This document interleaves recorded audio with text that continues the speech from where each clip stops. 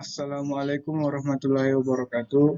Perkenalkan, nama saya Muhammad Rizaldi. Saya mahasiswa dari Universitas Cokro Aminoto Palopo, program studi informatika, Fakultas Teknik Komputer, konsentrasi Sistem Informasi Geografis. Pada kesempatan kali ini, saya akan mereview materi tentang kartografi dasar. Jadi sebelum masuk materi, saya akan memperlihatkan daftar isi atau daftar materi yang akan kita bahas.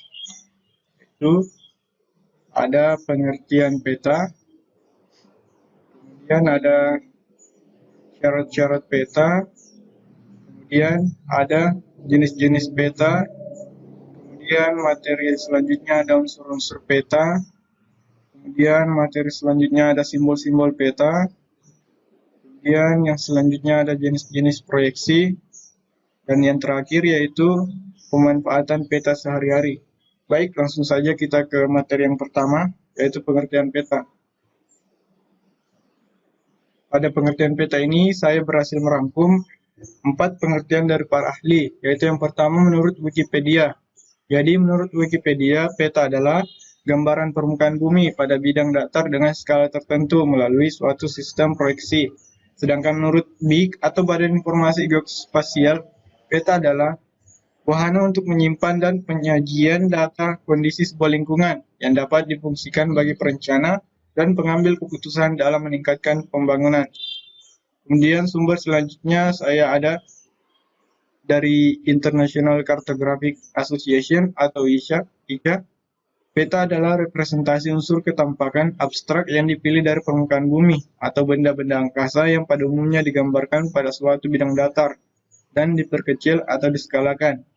Kemudian yang terakhir ada menurut Kamus Besar Bahasa Indonesia atau KBBI, yaitu sebagai suatu gambar atau lukisan pada kertas yang menunjukkan letak tanah, laut, sungai, gunung, dan lain sebagainya.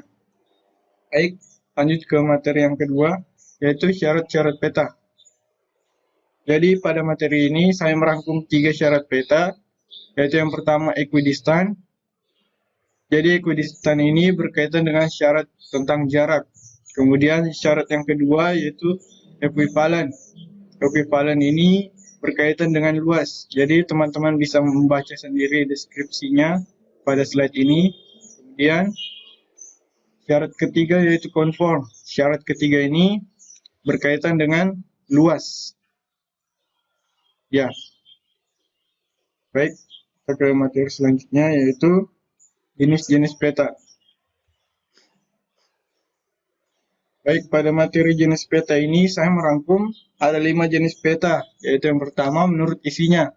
Jadi menurut isinya ini terdapat 2 jenis peta, yaitu peta umum dan peta tematik. Jadi teman-teman bisa membaca sendiri deskripsinya pada slide ini. Kemudian pada peta umum ini terbagi lagi jenis petanya, yaitu ada 3, yaitu peta dunia, peta geografi, dan peta topografi. Kemudian berdasarkan isinya peta yang kedua yaitu peta khusus atau peta tematik. Lanjut ke jenis peta selanjutnya yaitu menurut cara pembuatannya terdapat 2 jenis peta, yaitu yang pertama peta terestrial, teman-teman bisa membaca sendiri deskripsinya. Kemudian ada peta hasil penginderaan jauh. Lanjut. Baik, kita langsung ke jenis-jenis peta selanjutnya yaitu menurut isinya terdapat 2 jenis peta yaitu peta statistik distribusi kualitatif seperti pada slide yang saya tunjukkan sekarang. Contohnya seperti peta jenis tanah seperti pada gambar. Kemudian peta selanjutnya yaitu peta statistik distribusi kuantitatif seperti pada deskripsi slide ini. Kemudian jenis peta selanjutnya itu berdasarkan sumber datanya. Terdapat 2 jenis peta yaitu peta induk dan peta turunan. Jadi deskripsinya ini bisa teman-teman baca sendiri. Jadi contoh peta induk ini adalah peta RBI atau peta rupa bumi Indonesia. Kemudian yang kedua yaitu peta turunan. Jadi deskripsinya bisa teman-teman baca sendiri. Contoh peta turunan ini adalah peta administrasi seperti pada gambar. Kemudian jenis peta selanjutnya yaitu berdasarkan keadaan objeknya terdapat 2 jenis peta yaitu peta dinamik. seperti pada slide saya tunjukkan. Contohnya itu peta aliran sungai atau DAS. Kemudian ada peta stasioner, contohnya seperti peta geologi. Lanjut. Baik, masih dengan jenis-jenis peta. Jadi jenis peta selanjutnya adalah berdasarkan bentuknya. Terdapat 3 jenis peta, yaitu yang pertama peta datar, seperti pada slide ini. Kemudian ada peta timbul. Kemudian ada peta digital. Lanjut. Kemudian berdasarkan skalanya terdapat 5 jenis peta. Mohon maaf, sebenarnya di situ ada 5. Yaitu yang pertama ada peta kadaster. Kemudian ada peta skala besar. Kemudian ada peta skala menengah, peta skala kecil, dan peta geografi. Baik, kita lanjut ke materi yang keempat, yaitu unsur-unsur peta. Jadi unsur-unsur peta ini sama saja dengan komponen-komponen yang ada pada peta. Adapun komponen-komponen pada peta yaitu yang pertama ada judul peta yang seperti ditunjuk pada arah panah pada gambar. Jadi deskripsinya bisa teman-teman baca sendiri, saya hanya menyebutkan komponennya. Kemudian ada skala peta seperti yang ditunjukkan pada gambar. Kemudian ada orientasi peta atau arah mata angin. Kemudian ada sumber dan pembuat dari peta. Kemudian ada legenda peta. Kemudian unsur selanjutnya ada inset peta. Kemudian ada grid peta. Kemudian ada simbol peta. Kemudian ada garis tepi pada peta. Dan yang terakhir ada warna dan penulisan peta, penulisan huruf. Baik, kita lanjut ke materi yang kelima, yaitu simbol-simbol peta. Sebelum lanjut, saya akan menjelaskan dulu apa itu simbol-simbol peta. Jadi, simbol peta ini adalah sebuah tanda atau gambar yang mewakili dari berbagai bentuk dan tampak yang ada pada permukaan bumi, sehingga terdapat pada lokasi atau simbol yang telah ditempatkan sesuai pada peta utama, yang telah ditempatkan pada legenda peta. Jadi, simbol peta ini sangat penting pada sebuah peta. Baik, di sini saya merangkum jenis-jenis simbol peta, yaitu yang pertama, menurut ketampakan lingkungannya, ada 2 jenis, yaitu simbol budaya, kemudian ada simbol alam. Jadi deskripsinya bisa teman-teman sendiri baca. Kemudian berdasarkan wujudnya, simbol ada 3 jenis, yaitu simbol piktoral, contohnya simbol gunung. Kemudian ada simbol abstrak, contohnya simbol ibu kota provinsi. Dan yang terakhir ada simbol huruf atau angka. Kemudian berdasarkan bentuknya, simbol dibedakan menjadi 3 jenis, yaitu yang pertama ada simbol garis, kemudian ada simbol titik, kemudian ada simbol area. Baik, lanjut. Masih dengan materi simbol-simbol peta. Jadi, jenis simbol peta yang selanjutnya itu berdasarkan sifatnya ada 2 jenis, yaitu yang pertama simbol kualitatif dan yang kedua ada simbol kuantitatif. Kemudian, berdasarkan fungsinya, simbol dibedakan menjadi 3 jenis juga, yaitu yang pertama simbol daratan, kemudian ada simbol perairan, kemudian ada simbol budaya. Baik, kita lanjut ke materi yang selanjutnya, yaitu materi ke-6, yaitu materi jenis-jenis proyeksi. Jadi sebelum lanjut, saya akan menjelaskan dulu apa itu proyeksi peta. Jadi proyeksi peta itu adalah sebuah prinsip atau teknik untuk memindahkan membedakan bidang lekung meridian dan paralel bumi ke bidang datar. Jadi proyeksi peta ini bertujuan untuk memindahkan permukaan bentuk bumi yang bulat ke bidang datar, yaitu bidang datarnya adalah peta. Jadi proyeksi peta ini bertujuan dilakukan untuk mengurangi distorsi atau kesalahan pada proses pembuatan peta. Jadi jenis proyeksi menurut bidang proyeksinya sini ada 3, yaitu yang pertama proyeksi zenital atau simultan, kemudian ada proyeksi kerucut atau penikal, kemudian ada proyeksi silinder atau silindris. Baik, lanjut ke jenis-jenis proyeksi yang selanjutnya, yaitu jenis proyeksi menurut sifat aslinya ada 3, yaitu proyeksi ekuivalen, kemudian ada proyeksi konform, kemudian ada proyeksi equidistant.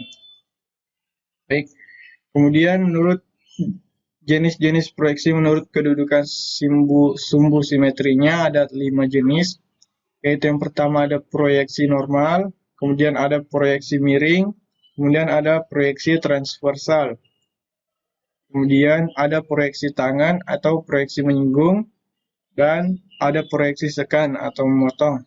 Jadi teman-teman bisa membaca sendiri deskripsinya pada slide ini. Baik, kita lanjut ke materi yang terakhir atau materi yang ketujuh, yaitu pemanfaatan peta sehari-hari. Jadi pada materi ini, saya merangkum pemanfaatan peta dalam berbagai bidang. Jadi bidang yang pertama yaitu ada bidang pertanian. Adapun penggunaan peta dalam bidang pertanian itu, seperti misalnya peta jenis tanah, peta curah hujan, peta morfologi, seperti berikut.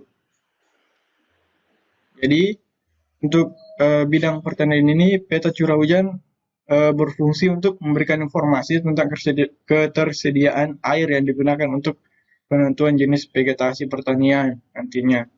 Kemudian, peta jenis tanah ini berisi informasi tentang karakteristik tanah yang nantinya untuk lahan pertanian. Kemudian ada peta topografi. Jadi peta topografi ini pada bidang pertanian berfungsi untuk memberikan informasi tentang ketinggian tempat yang berkaitan dengan suhu udara yang akan menyesuaikan dengan jenis vegetasi budidaya pertanian nantinya. Kemudian ada peta geologi. Jadi peta ini memberikan informasi tentang karakteristik batuan untuk mengetahui tingkat permeabilitas dan porositas batuan. Lanjut, pada bidang selanjutnya itu ada bidang transportasi. Jadi penggunaan peta pada bidang transportasi ini digunakan untuk proses perpindahan barang, misalnya untuk mengetahui jalur darat, air, ataupun udara. Kemudian pada bidang pariwisata tersendiri, peta digunakan untuk melihat sebaran daerah, lokasi restoran, rest area, dan arena hiburan lainnya. Lanjut. Masih dengan materi pemanfaatan peta sehari-hari. Bidang selanjutnya itu ada bidang industri. Jadi peta pada bidang industri ini dapat digunakan antara lain peta sumber daya alam. Jadi peta ini memberikan informasi tentang ketersediaan dan persebaran sumber daya alam sebagai bahan baku industri. Kemudian ada peta jaringan jalan. Peta ini memberikan informasi tentang aksesibilitas suatu lokasi yang berkaitan dengan kegiatan pemasaran industri nantinya. Kemudian ada peta kepadatan penduduk.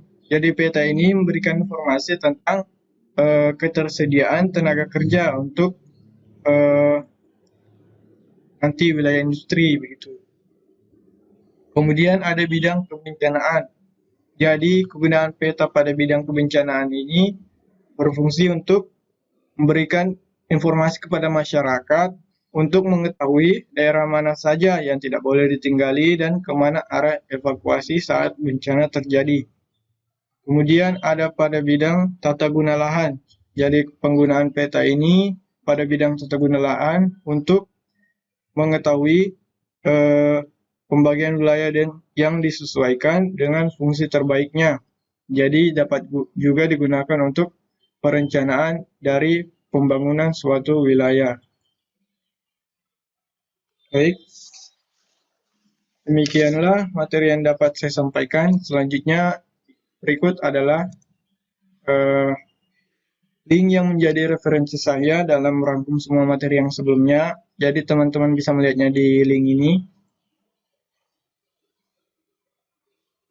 Baik, itu saja dari saya. Terima kasih atas waktu dan kesempatan yang telah diberikan.